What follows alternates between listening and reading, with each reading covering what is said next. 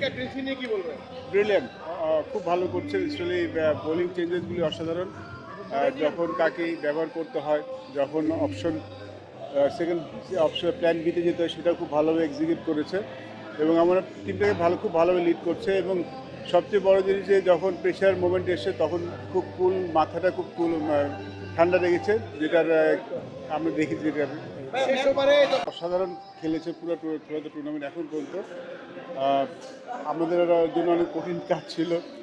শুরুতে যখন আমরা টিমটা হাতে পেয়েছিলাম, টিমটা বেশ অগোছালো ছিল, সেই টিমটাকে এবং আমরা খুব কম সময় হাতে পেয়েছিলাম। এই সময়টাতে সবাইকে গুছিয়ে আনা, যে টিম হিসাবে খেলা, এটা একটু একটু কঠিন ছিল। বাট আমার মনে প্লেয়ার আমাকে অনেক সাহায্য শিখতে গেলেন, কোনো বোনাস থাকবে কিনা? আমরা আসলে টু বি অনেস্ট বোনাসের থেকে বেশি চিন্তা করছি ফাইনালটা নিয়ে। আমরা ফাইনালটা জিততে চাই।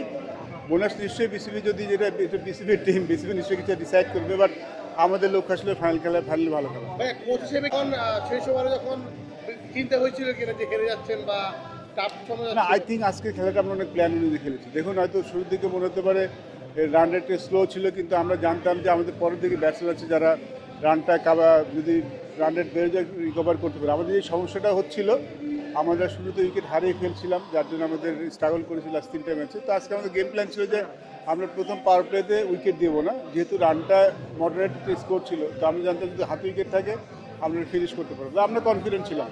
ফাইনালে শেষে ইরফান শুকুর একটা পোস্ট দিয়েছেন, গরিবের সাকিব আল হাসান বলেছেন শেখ মেহেদীকে। না, গরিব কথাটা আসলে বলাটা উচিত না। আমার মনে হয় যে শেখ মেহেদী কারোর সাথে তুলনা করা উচিত না। শেখ মেহেদী, সাকিব আল হাসান। তো শেখ মেহেদীর জায়গাতে যে এটা করছেন, আমরা মনে হয় সেটাতেই আমরা সন্তুষ্ট। কি নতুন কোনো প্লেয়ার আনবেন কিনা? ফাইনালে উঠছেন, কোনো প্লেয়ার আনার কোনো লক্ষ্য আছে কিনা? মাঝখানে মাত্র 2টি দিন আছে।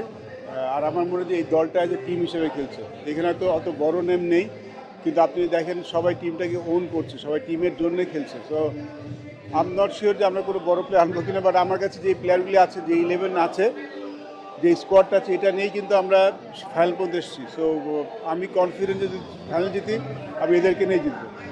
সব ধরনের খেলার খবর পেতে সাবস্ক্রাইব করুন। সঙ্গে থাকুন খেলার পাতার।